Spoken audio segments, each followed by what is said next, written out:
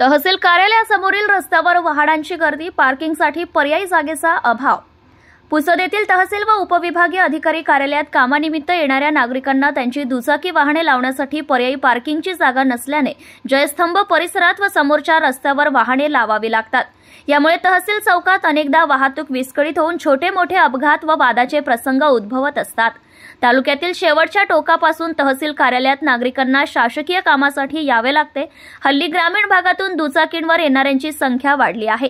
तहसील कार्यालयात येणाऱ्या नागरिकांना त्यांच्या दुचाकी ठेवण्यासाठी जागा तर नाही, परंतु या ठिकाणी कोणताही सुरक्षा रक्षक देखील नाही।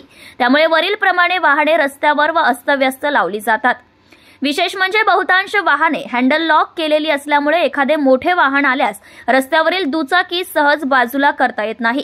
त्यामुळे हँडल लॉक केलेली दुचाकी 2-3 जणांना उचलून रस्ता मोकळा करावा लागतो। दरम्यान याच मार्गावर कोशटवार दौलत खान विद्यालय असून दुपारी 11:30 ते 12:30 या वेळेत सकाळची शाळा सुटते तर दुपारची शाळा भरत असते। या वेळेत विद्यार्थ्यांची दुचाकी वाहने, ऑटो, स्कूल बसची रहदारी वाढून वाहतूक व्यवस्था कोलमडून जाते।